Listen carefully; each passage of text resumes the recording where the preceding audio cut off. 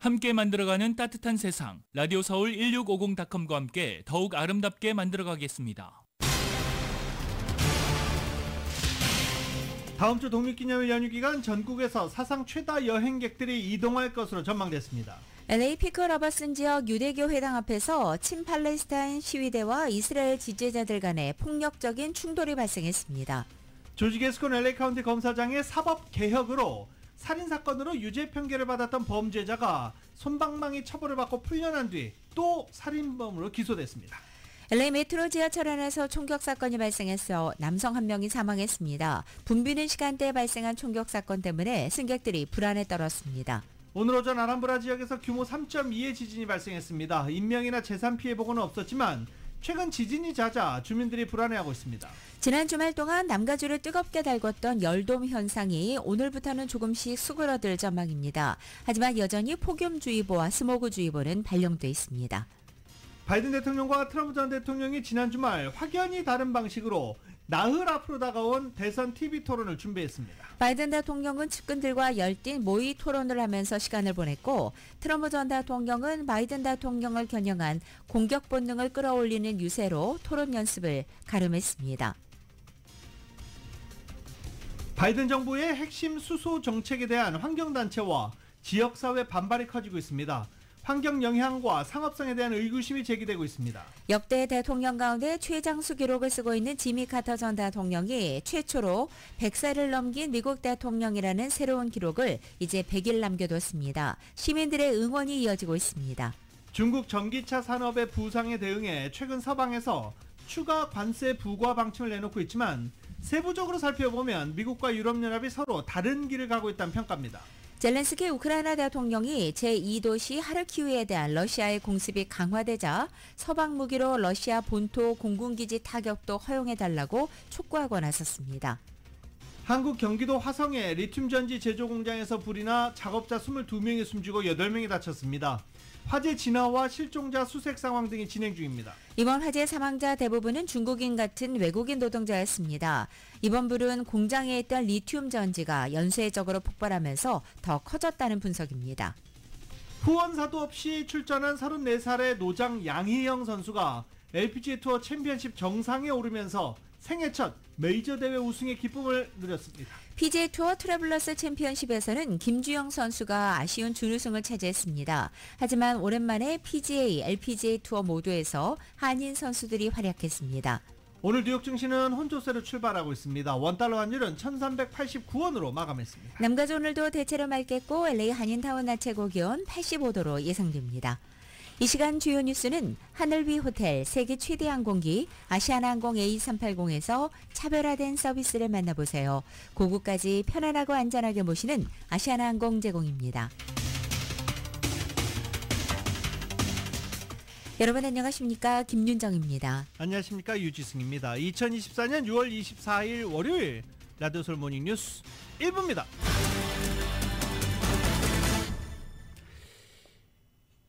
지난 주말에 발생했던 화재 소식 먼저 전해드리면서 모닝뉴스 2부 이어가겠습니다.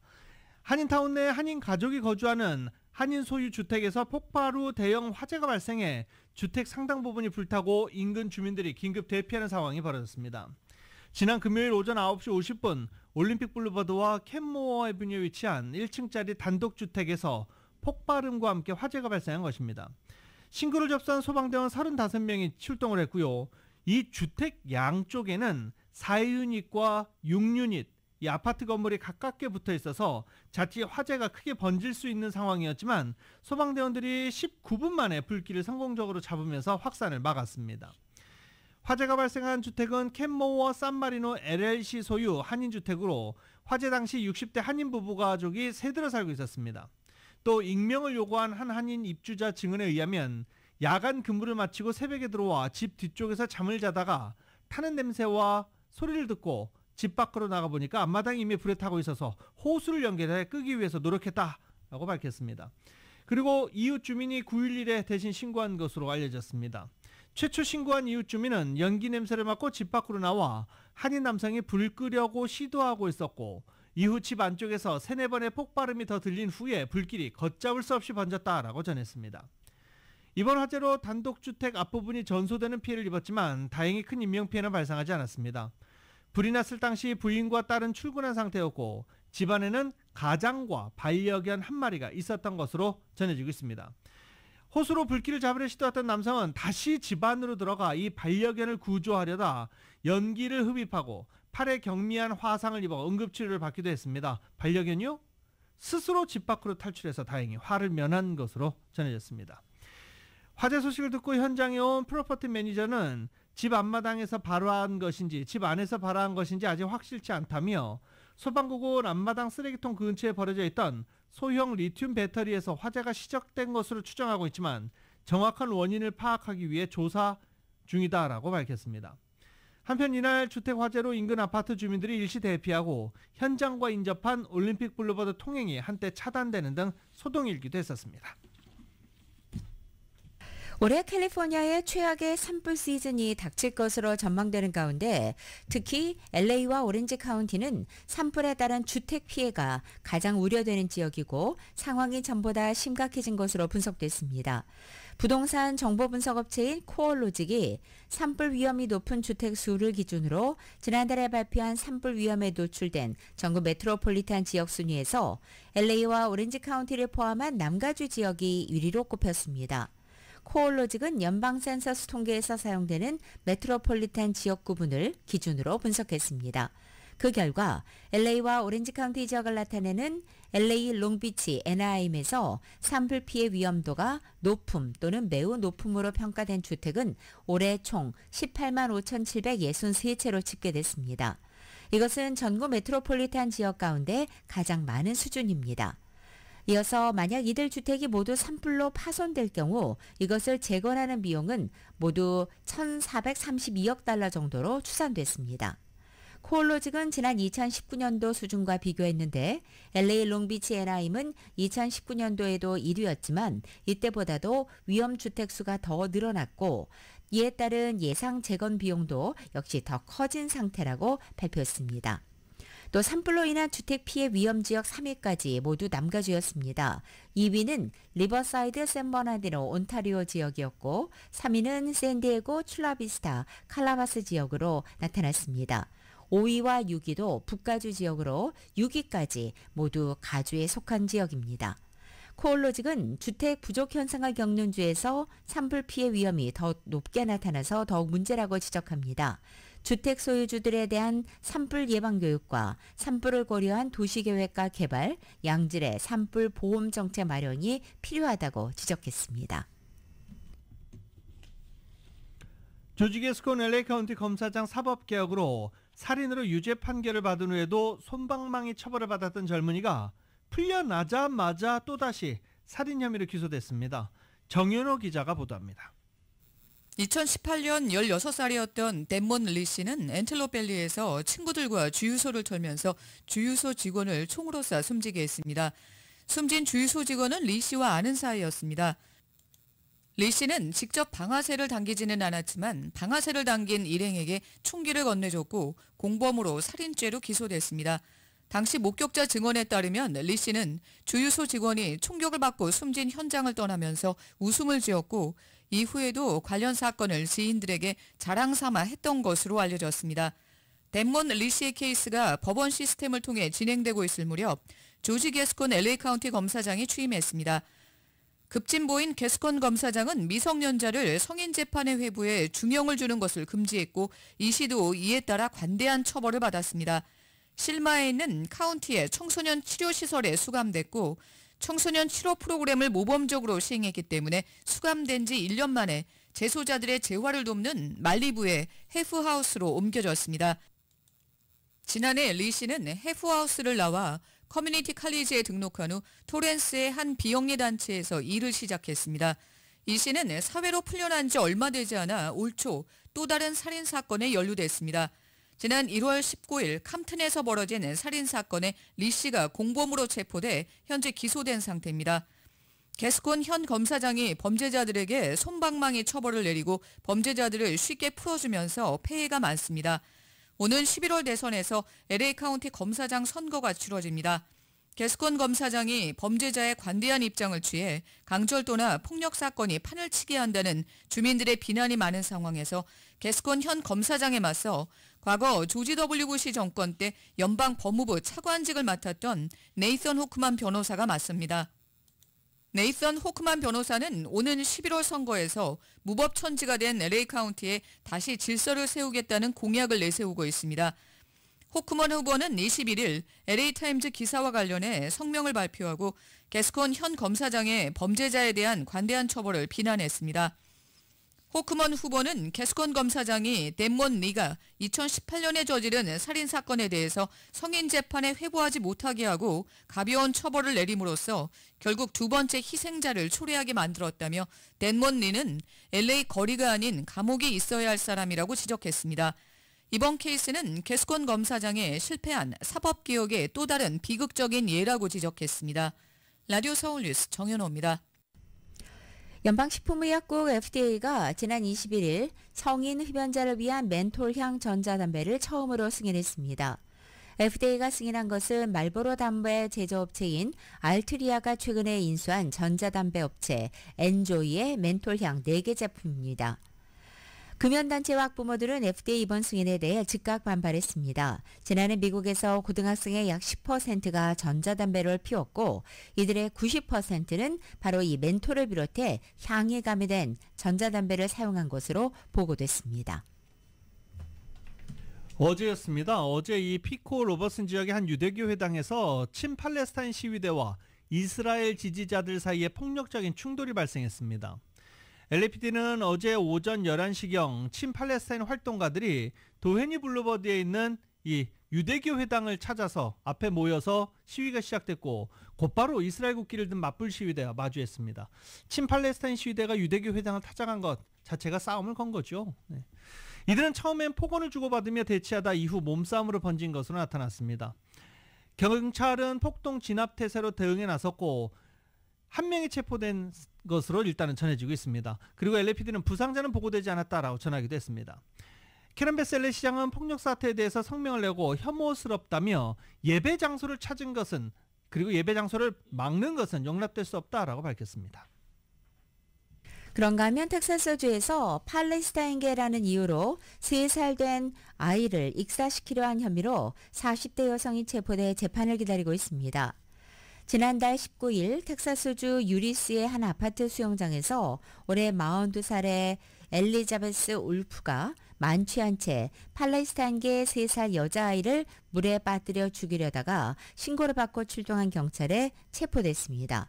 울프는 당시 수영장에 있던 여자아이의 어머니를 상대로 이들이 진짜 미국인이 아니라는 등의 언사를 하기도 했던 것으로 전해졌습니다.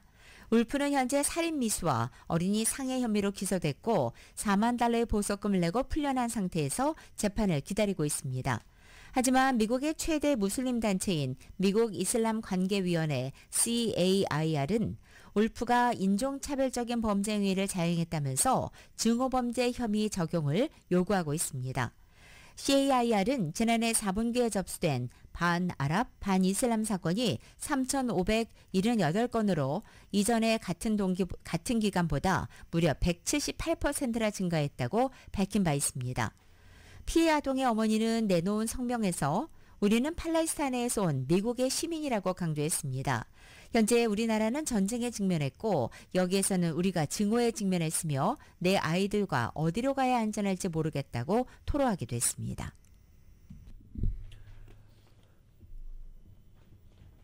오늘 새벽 파사데나 인근 지역에서 지진이 발생한 것으로 전해지고 있습니다. 이 남가주에 최근 지진이 잦아서 주민들이 굉장히 우려하고 있습니다. 아람브라 지역에서 정확히는 아람브라 지역에서 규모 3.2의 지진이 발생했습니다. 오늘 새벽 5시 7분에 발생한 것으로 일단 보고되고 있고요. 규모 3.2로 일단 변경 없이 보고되고 있습니다. 이번 지진으로 인한 인명피해나 재산피해는 보고되지 않았고 어디서까지 흔들림을 감지했는지는 아직 정확히 보고되지 않은 상태입니다. 아무래도 새벽 5시 7분경에 지진이 아람브라 지역에서 발생했습니다. 다음 주로 다가온 올해 독립기념일 연휴 전국의 여행객이 사상 최다를 기록할 것으로 전망됐습니다. 전미 자동차 클럽인 트리플레이는 오는 29일 토요일부터 7월 7일 일요일까지 이어지는 독립기념일 전후 기간을 다 포함해 미 전역에서 모두 7,090만 명 이상이 여행에 나설 것이라고 전망했습니다. 이것은 2023년보다 5.2%, 팬데믹 이전인 2019년보다 8.8% 증가한 것입니다. 또 남가주 여행객은 약 540만 명으로 예상됐고 이것은 지난 2023년보다는 5.2% 그리고 2019년보다는 5.8% 증가한 것입니다. 트리플레이에 따르면 이동수단별로 분류해 볼 때 남가주 주민들 가운데 차량 이용객은 약 430만 명, 항공편 이용객은 약 73만 8천 명으로 예상했습니다.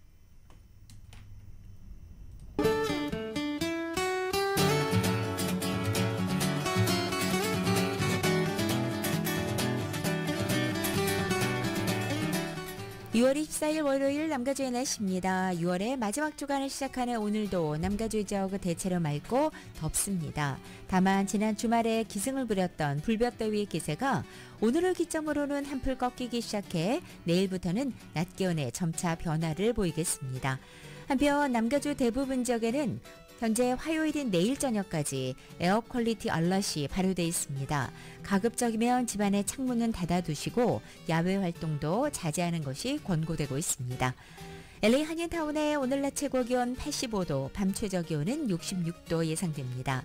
오렌지 카운티 지역은 88도, 67도, 벨리와 일랜드 엠파이어 지역 99도, 67도, 해안 지역은 80도, 66도 예상됩니다.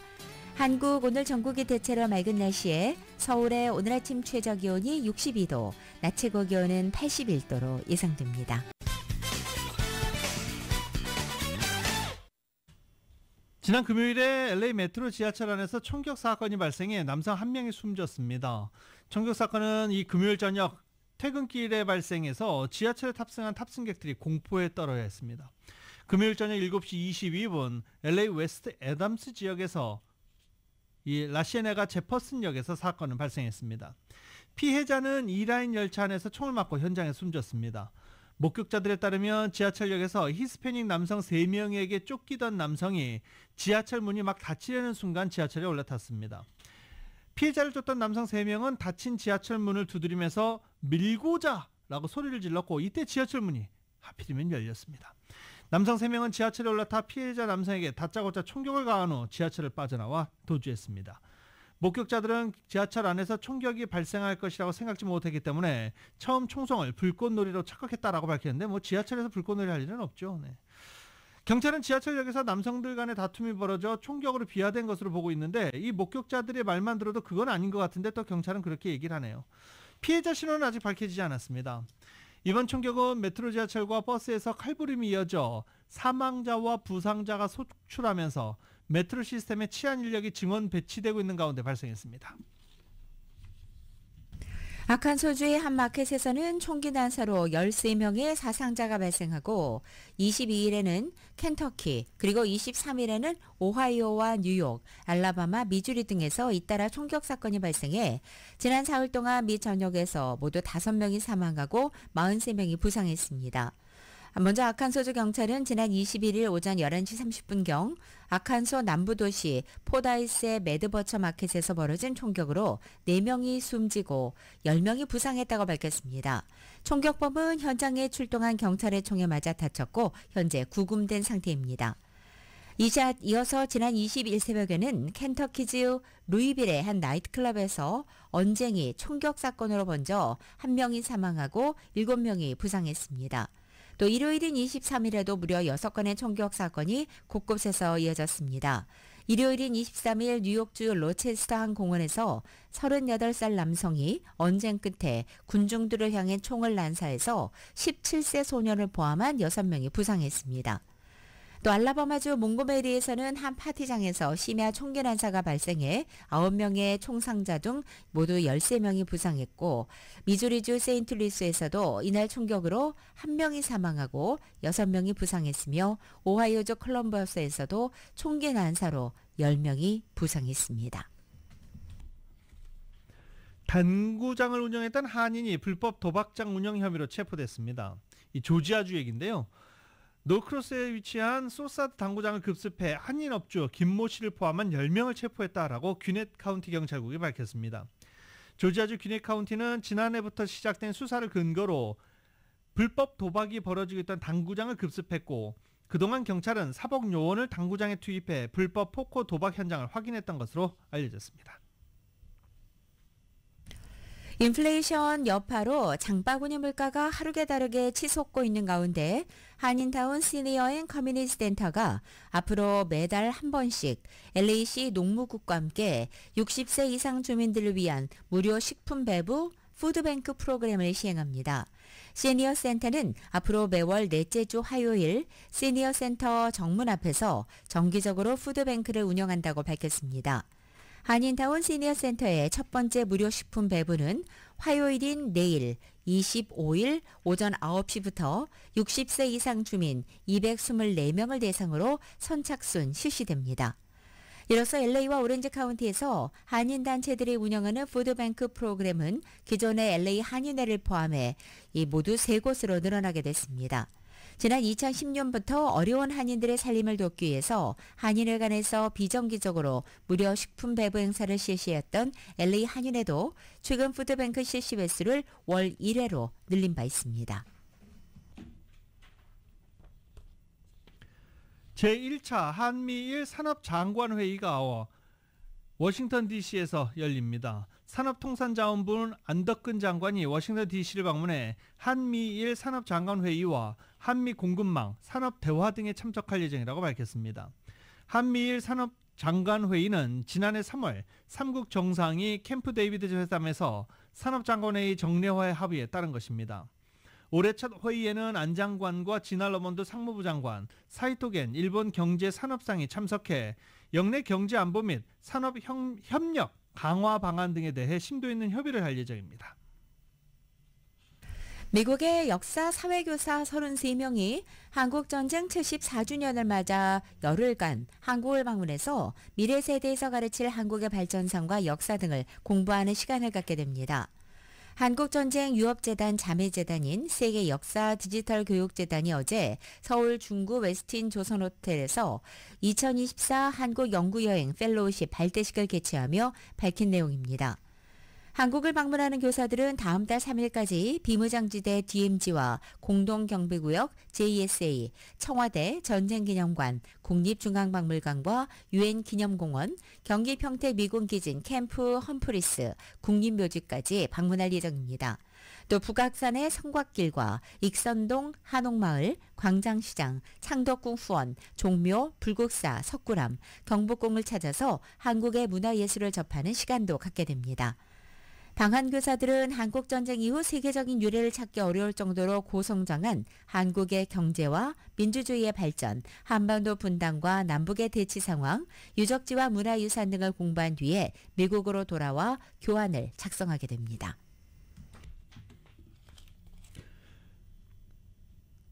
지난 금요일이었습니다. 승객 125명을 태우고 인천국제공항에서 출발했던 대한항공편이 기체 결함으로 회항했습니다. 대만으로 향했던 비행기입니다. 이 항공기는 이륙한 지 약 50분이 지났을 때 제주도 상공에서 여압계통 이상 메시지가 표시됐고, 이 여압계통은 항공기 내부 압력을 조절하는 기능입니다. 대한항공이 회항을 결정하면서 다시 인천공항으로 돌아간 것으로 전해졌습니다. 국토교통부에 따르면 회항 직전 고도를 낮추는 과정에서 승객 15명이 고막 통증과 과호흡 등을 호소했고, 이 중 13명은 착륙 이후 병원으로 이송됐다라고 밝혔습니다. 가벼운 등산을 하겠다고 맨몸으로 나갔다가 실종된 한 30대 남성이 열흘 만에 구조됐습니다. 미국 내 화재 소식 KBS가 전해드립니다. 미국 샌프란시스코 남쪽의 빅베이슨 레드우즈 주립공원, 헝클어진 머리 꾀죄죄한 모습의 한 남성이 가족들과 만나 기쁨을 나눕니다. 지난 11일 손전등과 접이식 가위만 들고 홀로 등산에 나섰다가 실종됐던 루카스 맥클리시의 모습인데요. 실종 10일 만에 지역 보안관실에서 띄운 드론의 도움으로 위치를 찾아내 구조하게 된 겁니다. So I kind of just each day I go up a canyon, down a canyon, to the next waterfall, and sit down by the waterfall and drink water out of my boot. 맥클리시는 산에 들어간 뒤 산불로 폐허가 된 지역을 맞닥뜨린 후 길을 잃게 됐다고 전했는데요. 산딸기를 따먹고 폭포수를 마시고 버티면서 10일 동안 약 14kg이 빠졌다고도 덧붙였습니다. 미국 뉴욕 맨해튼의 한 고층 건물 갑자기 위에서 무언가가 밑으로 빠르게 떨어집니다. 다름 아닌 의자인데요. 현지 시각 14일 이곳 20층 테라스에서 한 남성이 테이블과 의자를 밖으로 집어던진 겁니다. 다행히 이로 인해 다친 사람은 없는 것으로 전해졌는데요. 뉴욕 경찰 측은 이 남성이 허가 없이 해당 건물에 출입했다고 밝혔고요. 남성은 절도, 무단 침입, 범죄적인 장난 등의 혐의로 기소된 것으로 전해졌습니다. 지금까지 월드플러스였습니다. 내 개가 내 객관적으로 봐도 좀 못생겼다. 이렇게 생각하시는 분들 계시죠. 나에겐 너무 사랑스럽지만 객관적으로 봤을 때는 좀 못생겼다. 네. 이런 좋게 말하면 독특한 개성을 가진 개 선발 대회가 있었습니다. 이외의 해외 이슈 소식 역시 KBS가 묶었습니다. 관객들의 함성과 박수를 받으며 범상치 않은 외모의 견공들이 주인과 함께 무대 위로 등장합니다.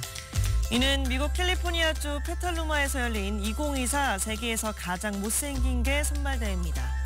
여기에 참가하는 개들은 대부분 보호소에서 입양되거나 강아지 공장에서 구출된 구조견들로 외모나 품종에 상관없이 모든 개는 누군가의 특별한 반려견이 될 수 있음을 전하고 구조견과 노령견 입양을 장려하는 취지로 1970년대부터 약 50년간 이어져 온 대회라고 합니다. 올해 대회에선 미 오리건주 출신의 8살 패키니즈 와일드탕이 우승을 차지했습니다. 와일드탕은 생후 10주 때 개홍역에 감염된 탓에 이빨이 자라지 않아 혀가 축 늘어지는 외모를 갖게 됐는데요. 하지만 이 남다른 외모를 매력 포인트로 승화시키고 5번째 도전 끝에 마침내 우승의 영예를 거머쥐었다고 합니다. 최근 덴마크 정부로부터 일부 제품에 대한 리콜 조치 명령을 받은 불닭볶음면. 하지만 해당 조치 이후 오히려 불닭볶음면을 향한 관심이 치솟으면서 홍보 효과를 낳았다는 분석이 나오고 있습니다. 23일 구글 검색 트렌드에 따르면 전 세계 불닭 검색량은 이달 들어 역대 최고치를 기록했는데 지난해 10월 대비 2배, 작년 3월 대비 4배 수준으로 치솟았다고 합니다. 게다가 덴마크 정부의 리콜 조치 이후 BBC, AP통신 등 여러 외신들이 앞다퉈 이를 보도한 데 이어 직접 시식 후기도 전하면서 더욱 화제의 중심에 섰다고 합니다. 앞서 덴마크 정부는 현지 시간 11일 불닭볶음면 제품 가운데 3종의 캡사이신 함량 수치가 높아 급성 중독 위험이 있다며 이들을 현지 시장에서 회수하도록 했는데요. 이에 제조사인 삼양식품은 국내 공인기관과 함께 캡사이신 양을 측정하고 지난 19일 덴마크 정부에 반박 의견서를 제출했습니다. 깨진 나무 파편이 사방에 널려 있고 천장과 바닥에는 구멍이 뻥 뚫려 있습니다. 지난 3월 미국 플로리다주의 한 가정집에서 벼랑간 무게 700g의 금속 물체가 떨어지는 일이 발생했습니다. 나사의 분석 결과 해당 금속은 2021년 국제우주정거장의 비행 지원 장비에서 떨어져 나온 일명 우주 쓰레기로 확인됐습니다. 이에 해당 집주인 가족은 주택 파손을 넘어 하마터면 인명피해가 발생할 수 있었다며 최근 미 항공우주국 나사를 상대로 1억 1천만 원 상당의 손해배상 소송을 제기했다고 합니다. 가족의 변호인은 우주 쓰레기 추락으로 인한 재산 손해, 업무 차질, 정신적 고통증에 대해 나사가 손해배상을 할 것을 요구했고요. 이번 소송을 통해 우주 쓰레기로 인한 피해 보상의 선례를 만들 것이라고 강조했습니다. 지금까지 이슈 SNS였습니다.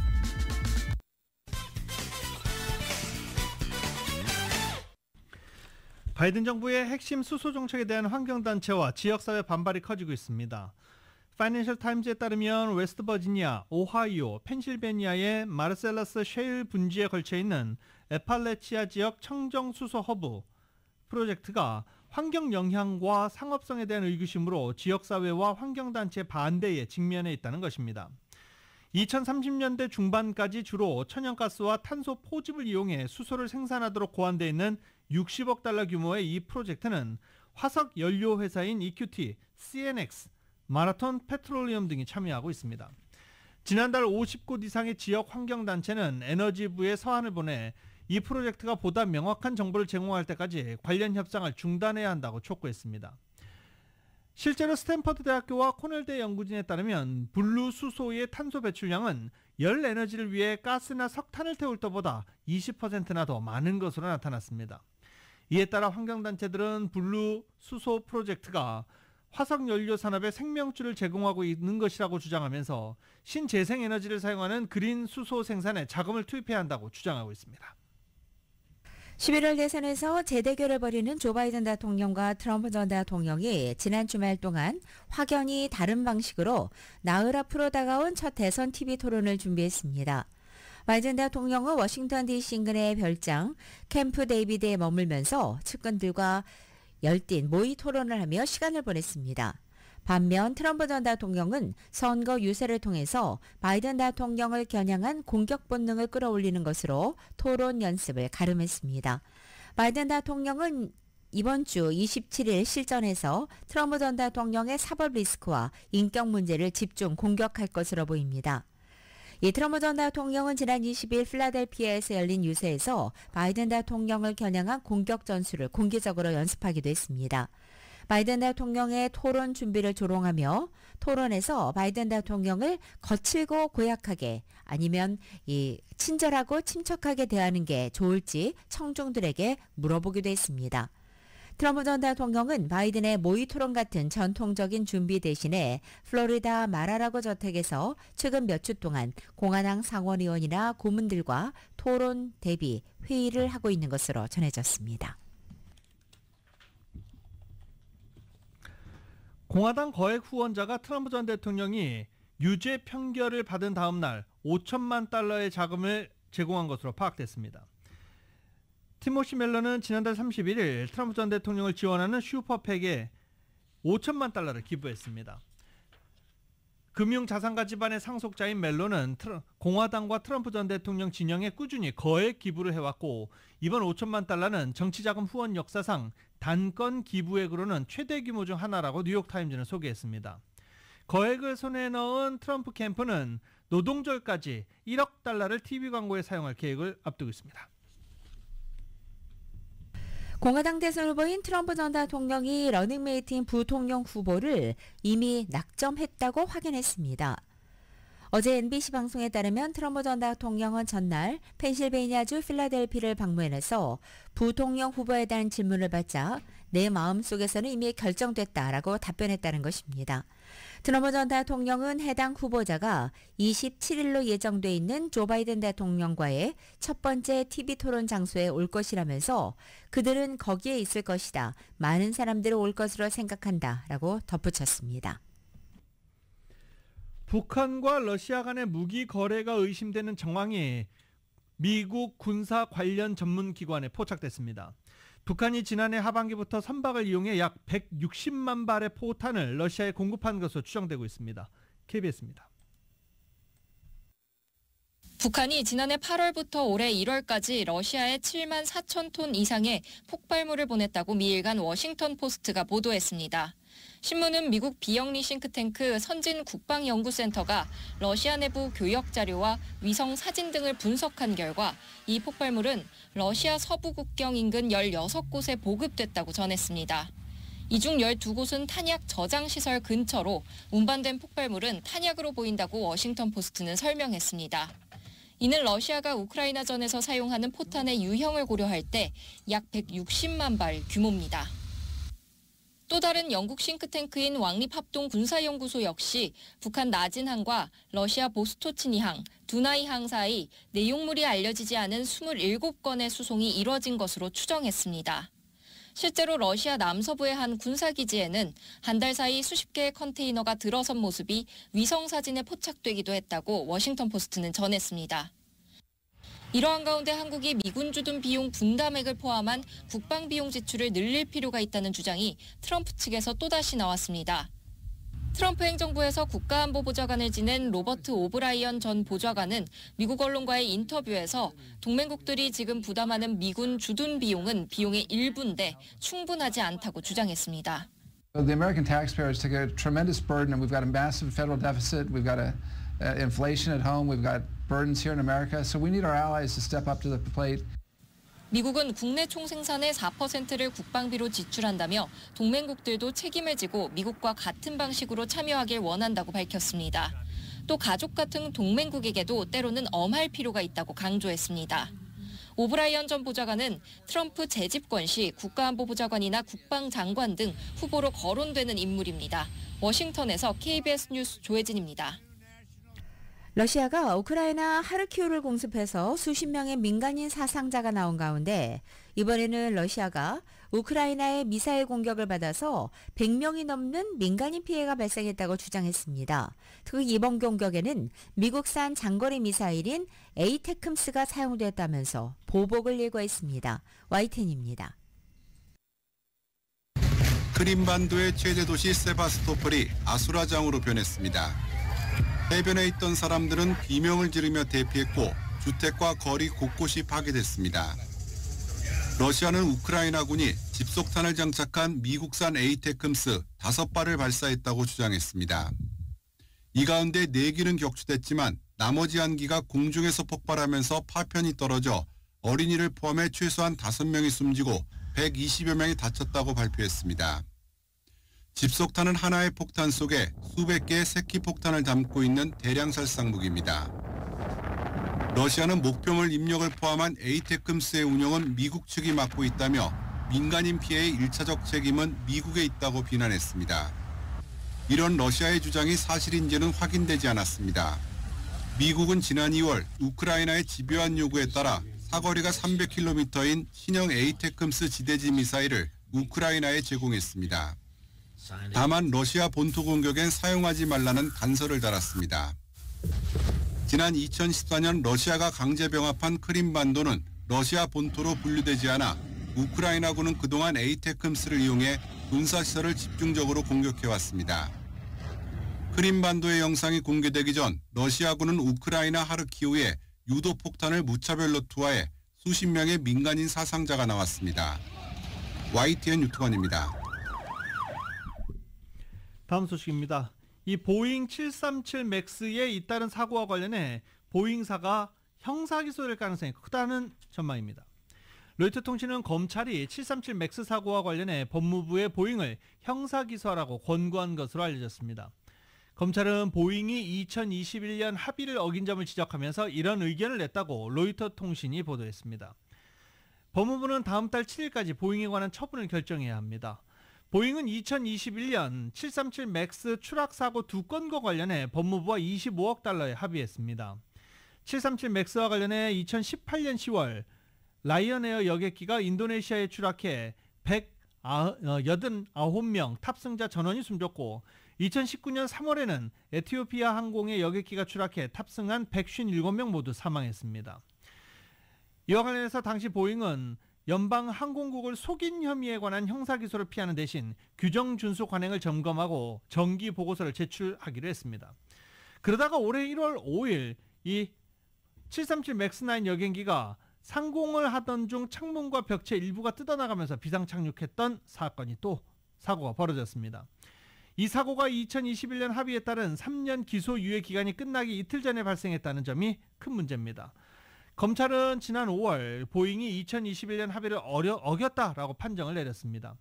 법무부는 형사기소와 관련해 내부 심의를 계속하고 있고 최종 결정은 내리지 않았다라는 입장입니다. 만약 법무부가 보잉을 기소하지 않으면 2021년 합의를 1년 더 연장하거나 더 엄격한 조건을 제시할 수 있다라고 로이터 통신은 말하고 있습니다. 만약에 보잉의 유죄 인정을 요구할 수도 있습니다.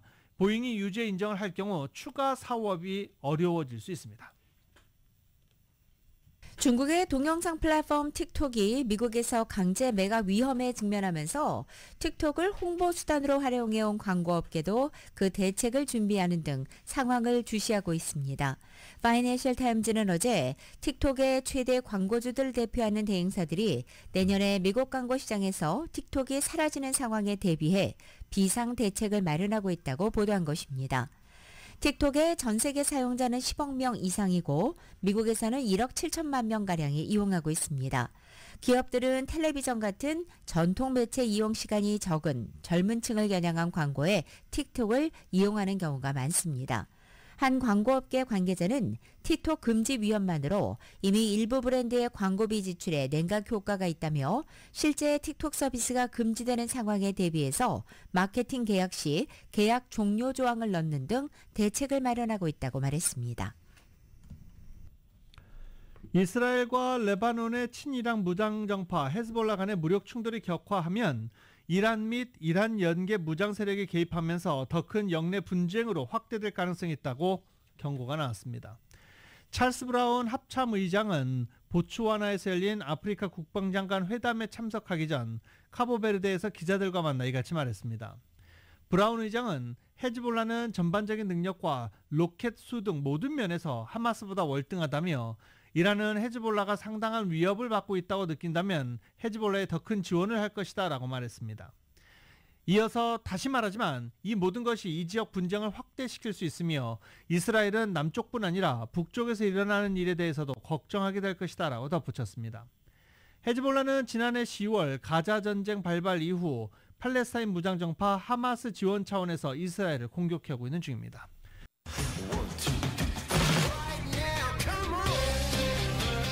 라디오서울 모닝뉴스 스포츠 소식입니다. 스포츠 소식은 전문가가 추천하는 이민법과 가정법 전문 제인정 종합법률사무소 제공입니다. 자, 이 LPGA 소식을 6개월도 훨씬 넘게 전해드리는 것, 오래간만에 처음 전해드리는 것 같습니다. 드디어 한국인 선수가 한인이 우승을 차지했습니다. 후원사도 없이 출전한 이 양희영 선수, 예전에도 후원사가 없어서 이렇게 출전했었죠. 또 부상, 여러 가지 역경을 양희영 선수, 올해 나이가 34살입니다. 어제 LPGA 투어 여자 PGA 챔피언십에서 우승을 차지했습니다. 생애 첫 메이저 대회 우승의 기쁨을 누렸는데요. PGA 투어에서도 김주영 선수가 연장 접전 끝에 값진 준우승을 차지하면서 어제 정말 오래간만에 한인 선수들의 골프 소식 나왔었습니다. KBS가 보도합니다. 후원사가 없어 미소가 그려진 모자를 쓰고 출전한 양희영. 두 타차 선두로 출발한 양희영은 5번홀 칩인 버디로 메이저 우승의 길을 열었습니다. 안정된 숏게임을 앞세워 챔피언 퍼트까지 마무리하며 모자처럼 환한 미소를 되찾았습니다. 동료들의 격한 축하 속에 34살 노장은 통산 6승째를 메이저 우승으로 장식했습니다. 메이저 대회에서 준우승 2번, 톱10을 21번이나 기록했지만 우승과 인연이 없던 양희영은 75번의 도전 끝에 한국 선수 최고령 메이저 챔피언의 영광을 안았습니다. 에이미는 메이저 우승 못할 것이다 라는 얘기를 해갖고 선생님이 그 말이 이렇게 가슴에 남아서 죄송해요. 제가 많이 미안했어요. 근데 덜어낼 수 있어서 더 기쁜 것 같아요. 후원사가 없는 어려움 속에 한국 선수 시즌 첫 우승이자 15개 대회 연속 무승의 악연을 끄는 양희영은 파리올림픽 출전도 예약했습니다. 현재 세계 랭킹 25위인 양희영은 이번 우승으로 올림픽 출전권이 걸린 15위 진입이 유력해 고진영과 김효주와 함께 올림픽에 나설 전망입니다. 네, 너무너무 영광이고 이번 우승으로 또 계속 꿈꿔왔던 올림픽 한 번 더 출전할 수 있게 돼서 진짜 너무 감사한 마음입니다. 파리올림픽 출전이 확정된 김주영은 PGA 투어에서 세계 1위 셔플러를 상대로 연장 승부 끝에 값진 준우승을 차지했습니다. 한국 골프는 남녀 모두 모처럼 웃으며 파리올림픽 메달 전망을 밝혔습니다. KBS 뉴스 이성훈입니다. 해외 축구 소식 짧게 알아보겠습니다. 전반 28분 스위스가 날카로운 역습으로 먼저 독일 골문을 열어젖힙니다. 홈 관중들도 또 노이어도 당황한 기색이 역력한데요. 패색이 짙던 후반 추가 시간 교체 투입된 필크루프의 헤더가 그대로 골망을 가립니다. 극적인 동점골에 독일 관중들도 이제야 안심하듯 두 팔 벌려 환호합니다. 이 골로 독일은 승점 1점을 추가하면서 스위스를 밀어내고 조 1위로 16강행을 확정했습니다. 같은 조의 헝가리도 극장골로 스코틀랜드를 격파했습니다. 무려 후반 추가 시간 10분에 터진 초보스의 결승골로 대회 첫 승을 거둔 헝가리는 16강 진출 희망도 살렸습니다. 2024년 6월 24일 월요일에 전해드린 라디오 서울 모닝뉴스 여기서 마치겠습니다. 지금까지 진행의 유지승, 김윤정이었습니다.